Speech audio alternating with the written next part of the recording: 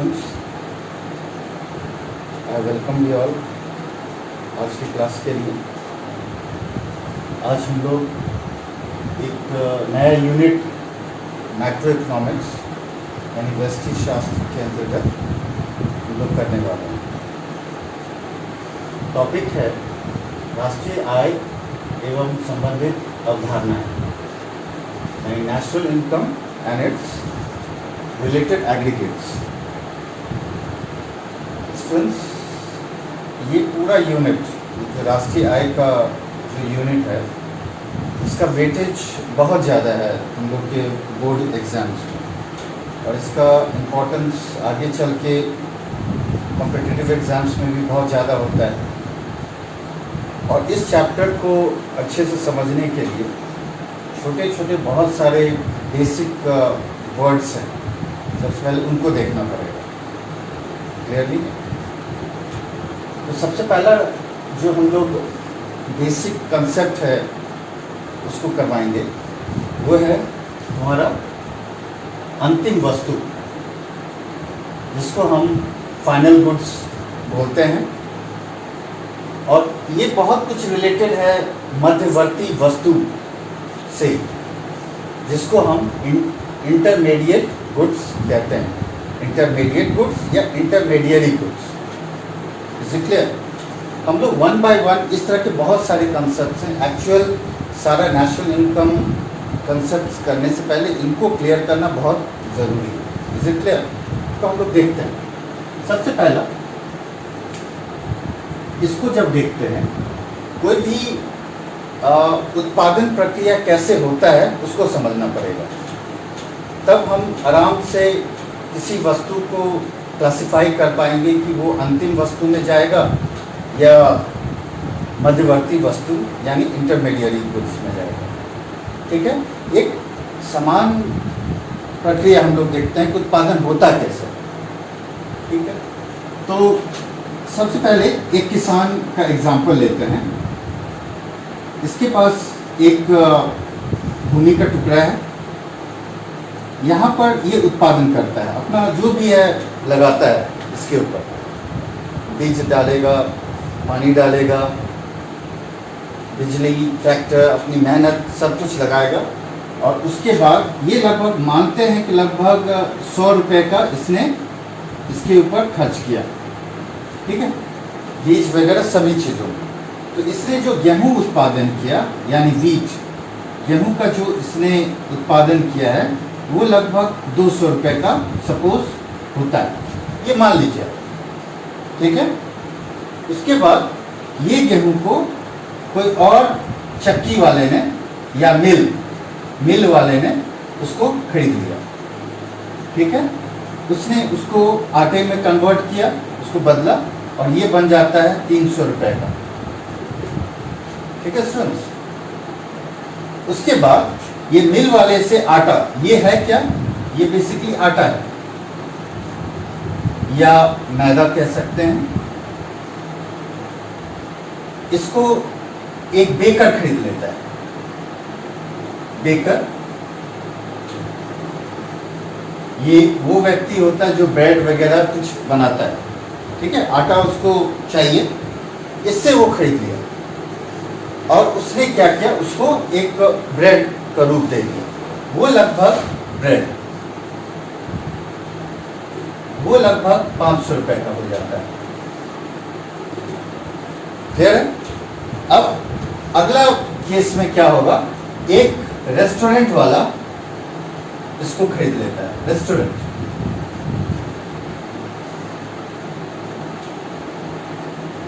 ये उससे केक बना लेता है, अपना क्रीम वगैरह, ड्राई फ्रूट्स कुछ भी ऐड किया और उसको क्रीम में कन्वर्ट कर दिया। उस केस में ये लगभग 1000 रुपये का हो जाता है। और वो 1000 रुपये वो केक किसको देता है? लोगों को, जो लोग उसकी रेस्टोरेंट में आते हैं और उसको लेके वो खा ले। अब ये प्रक्रिया को तुम लोग देखो, हर एक केस में, हर एक लेवल पर जो उत्पादन हुआ है अपने आप में वो पूर्ण वस्तु है, लेकिन किसी और इकाई ने उसको खरीद करके उसको कच्चे माल के रूप में इस्तेमाल किया और एक नया वस्तु का उत्पादन किया और साथ ही उसमें मूल्य में भी वृद्धि कर दी, वैल्यू एडिशन कर दिया। इस केस में तुम देखोगे कि ये वाला केस यहाँ पर जो केक है इसमें को इसने कोई भी मूल्य वृद्धि नहीं किया, इसको उपभोग कर लिया।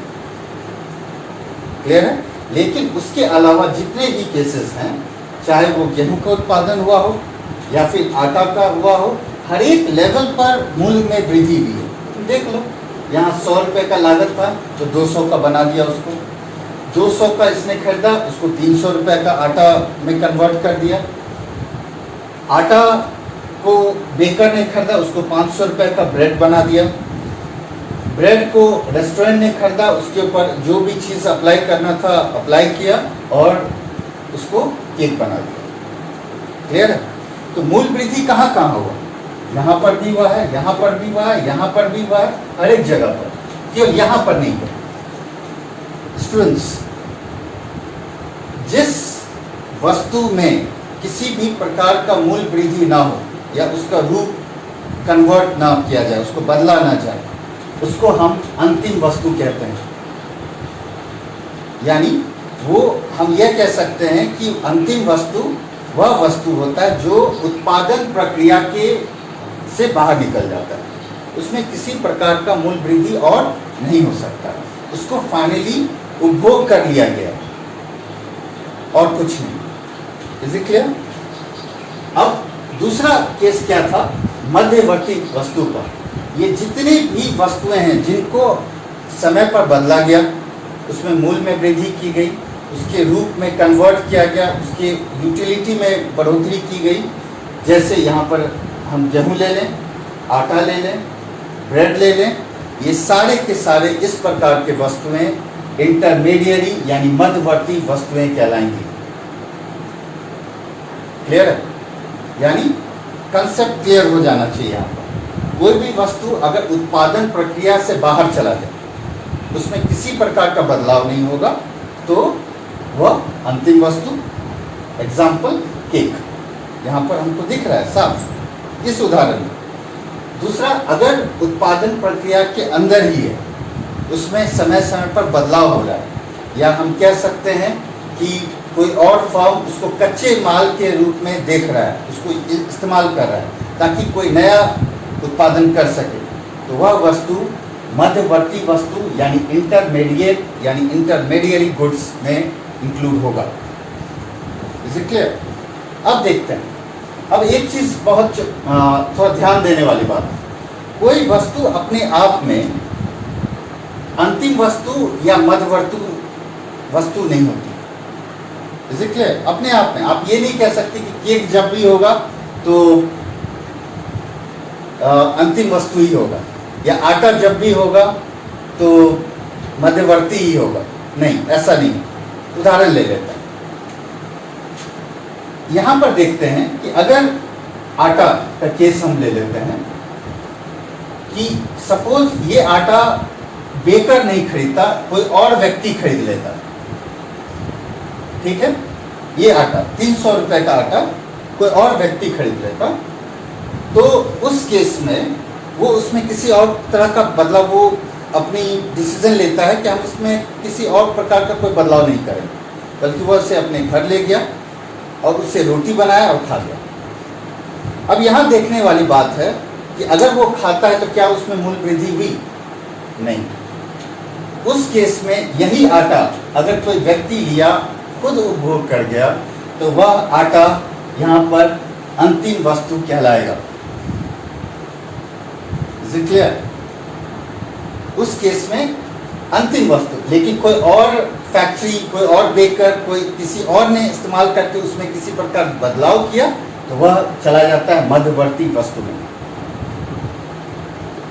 यानी अब हम कंसेप्ट किस तरह से बना सकते हैं कि किसी वस्तु को हम अंतिम वस्तु या मध्यवर्ती वस्तु में रखेंगे, इस बात पर निर्भर करेगा कि उसका इस्तेमाल कैसे हुआ है, यानी उसको कहते हैं अंतिम उपभोग कैसे हुआ है, एंड यूज कैसा है। या किसी ने उसको खरीदा है तो उसने उपभोग किया या उसमें किसी प्रकार से बदलाव किया, ये बात डिसाइड करेगा कि वह अंतिम वस्तु में जाएगा कि मध्यवर्ती वस्तु में जाएगा। अपने आप में वस्तु कुछ नहीं होता, ये बात डिसाइड करता है कि वो कहाँ पर इस्तेमाल होगा, कैसे इस्तेमाल होगा, तब वो हम उसको कैटेगराइज कर सकते हैं कि वो अंतिम वस्तु में जाएगा कि मध्यवर्ती वस्तु में जाएगा। Is it clear students? ये बात को हम लोग को ध्यान में रखना है, ठीक है। अब अगला जो टॉपिक हम लोग के लिए जरूरी है वो है घिसावट या मूल्यह्रास।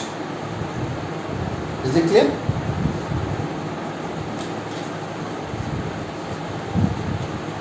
तो हम इसको मिटा देते हैं।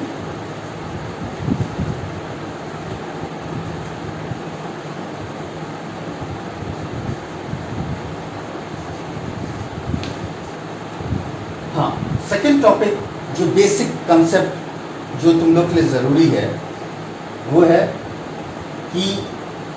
है घिसावट। उसी का एक और नाम है मूल्यह्रास, और इंग्लिश में उसको बोलते हैं डेप्रिसिएशन।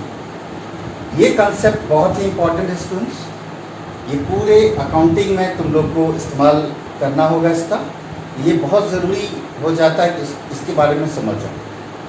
इसलिए तो ये घिसावट होता क्या? सबसे पहला बात जो तुम लोग को समझना होगा कि घिसावट होता किस प्रकार के वस्तु पर घिसावट होती है। वो होती है पूंजीगत वस्तु, पूंजीगत वस्तु यानी कैपिटल गुड्स।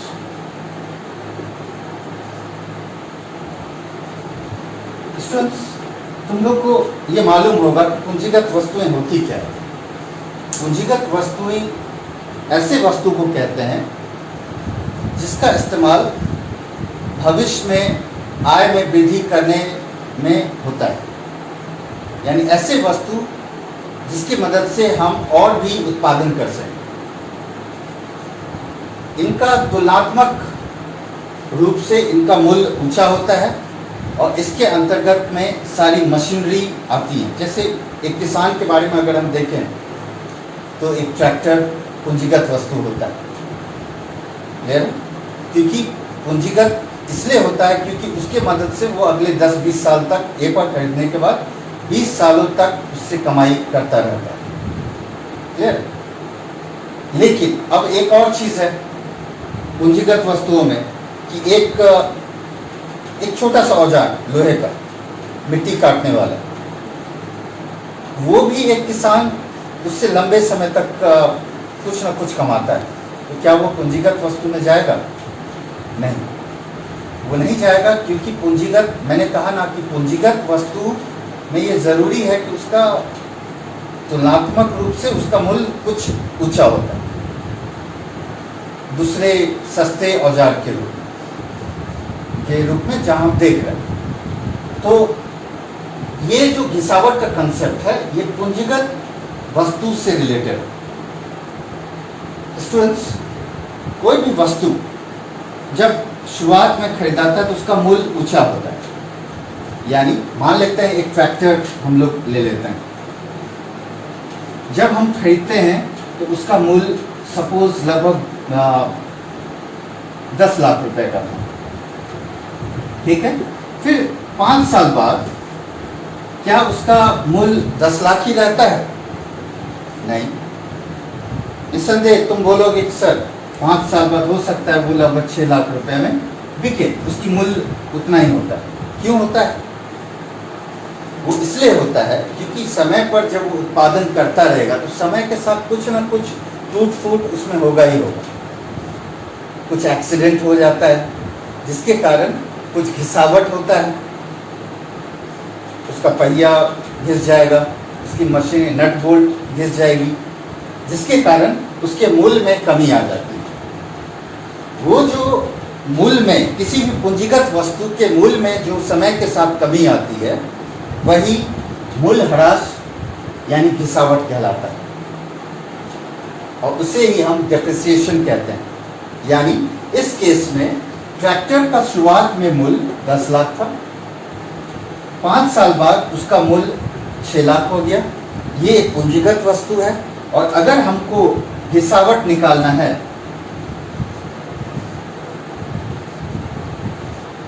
यानी डेप्रिसिएशन अगर निकालना है, तो हम लोग क्या कर लेंगे, कैपिटल का बाद का मूल्य माइनस कैपिटल का शुरुआत का मूल्य, इनिशियल। Is it clear? यानी हिसावट यानी डेप्रिसिएशन बराबर कैपिटल का फाइनल, के एफ, के रिप्रेजेंट कर रहा है कैपिटल को, कोई भी, और फाइनल यानी बाद का, और के आई मतलब कैपिटल शुरुआत का, इनिशियल। तो के फाइनल यहां पर क्या है, 6 लाख है। के इनिशियल क्या है, 10 लाख है। उस केस में हिसावट जो है वो -4 लाख रुपीस हो जाता है। अब देखो यहां पर माइनस है क्या, माइनस, क्योंकि रुपया तो कभी निगेटिव होता ही नहीं, तो हिसावट अगर निगेटिव है, ऑब्वियसली वो निगेटिव, इसका मतलब उसकी वैल्यू में कमी आ रही है, यानी 4 लाख रुपया का ये न्यूमरल हमारे जरूरत का है, ये होगा डेप्रिसिएशन। यानी किसी भी पूंजीगत वस्तु में उत्पादन के दौरान, समय अवधि के दौरान कितना उसके मूल्य में कमी आ रहा है, वही हमारा हिसावट या फिर मूल्यह्रास, या हम उसे डेप्रिसिएशन कहते हैं। इसको देखना है, इसका बहुत ज़्यादा हम लोग इस्तेमाल करेंगे। Is it clear? तो अब हमारा 2 concept, basic concept I am sure clear हो गया है। अब हम लोग तीसरा करते हैं स्टूडेंट्स। तीसरा है लेखा वर्ष।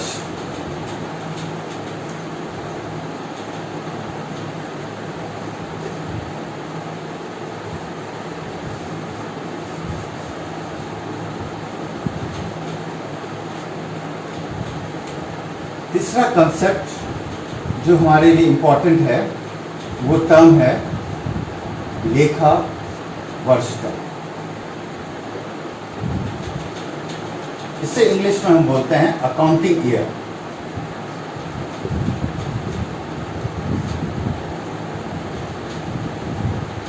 लेखा वर्ष होता क्या? ये एक समान वर्ष से अलग होता है। जनरली अगर तुमसे पूछा जाए कि वर्ष की अवधि है क्या, तुम लोग बोलोगे 1 जनवरी से लेकर के 31 दिसंबर तक। देखिए ये कैलेंडर वर्ष है। लेखा वर्ष कैलेंडर वर्ष से भिन्न होता है। लेखा वर्ष वह वर्ष का वह समय अवधि होता है जिसमें अकाउंटिंग, किसी भी फर्म का अकाउंटिंग तैयार होता है। जो भी लेन देन का लेखा यानी अकाउंटिंग तैयार मेंटेन होता है, वो लेखा वर्ष होता है। इसकी अवधि किसी भी वर्ष के 1 अप्रैल, ठीक है, हो सकता है हम अभी वर्तमान ले लें 2020 से लेकर के अगला वर्ष के 31 मार्च अगले साल 2021 तक। ये एक एग्जाम्पल है लेखा वर्ष के लिए। ये बहुत इंपॉर्टेंट है। जितना भी अकाउंटिंग होता है कोई भी फर्म का, ये इसी अवधि में होता है। Is it clear students? इसको समझना और दिमाग में रखना बहुत ज़रूरी है और आसान भी है। इसको दिमाग में रखिए। Is it clear? Next, fourth जो इंपॉर्टेंट कंसेप्ट हम लोग को काम में आएगा, इसकी ज़रूरत है, वो है समान निवासी।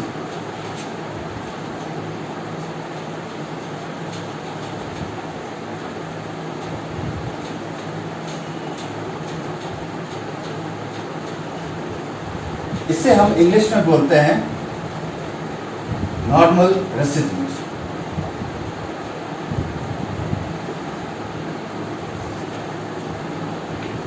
नॉर्मल रेसिडेंट स्टूडेंट्स, ये टर्म भी हम लोग बार बार हम लोग को मिलेगा।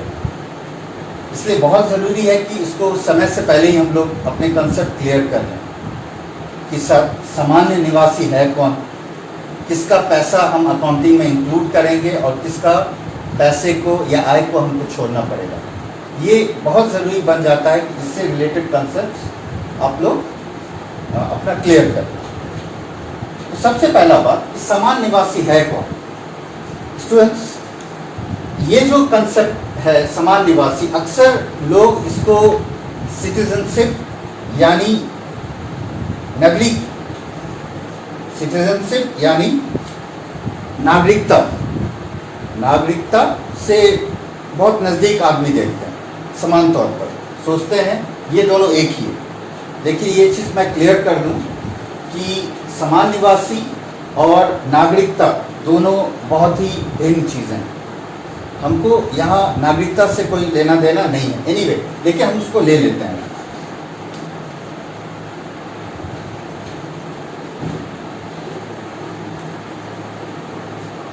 ये जो कंसेप्ट होता है नागरिकता का, ये जनरली बाय बर्थ या जन्म से होता है।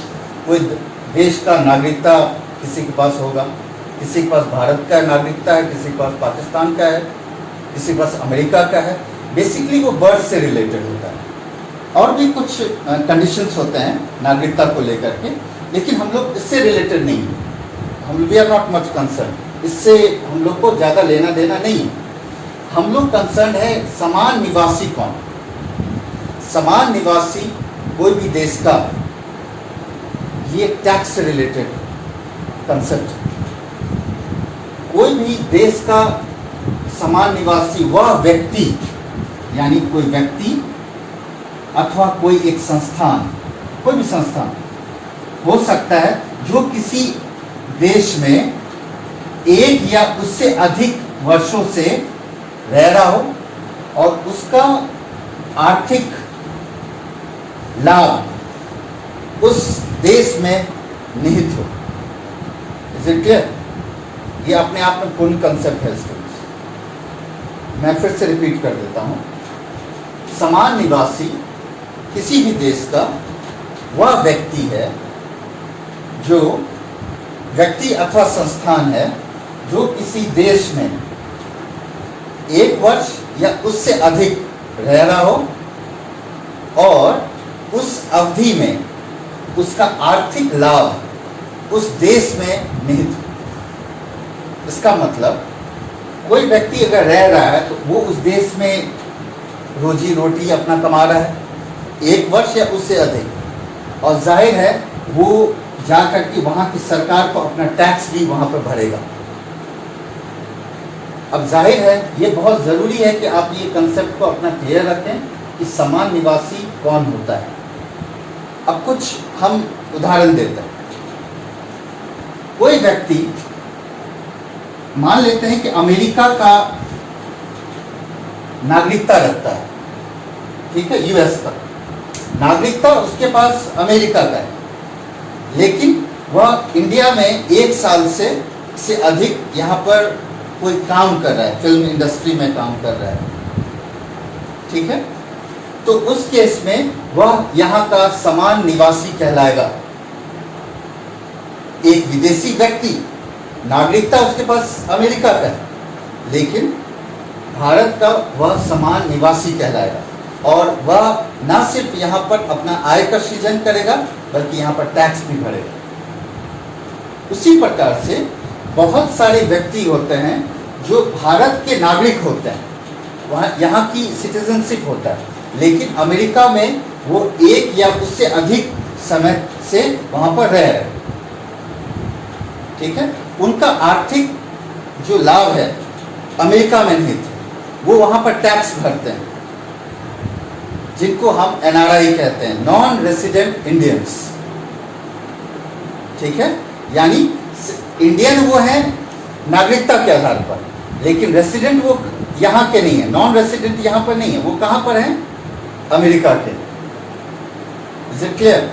तो अब ये क्लियर हो जाना चाहिए कि समान निवासी आर्थिक पॉइंट ऑफ व्यू से बहुत इंपॉर्टेंट है, वो यहाँ पर टैक्स भी भरेंगे। Is it clear? अब कुछ और उदाहरण हम देते हैं स्टूडेंट्स।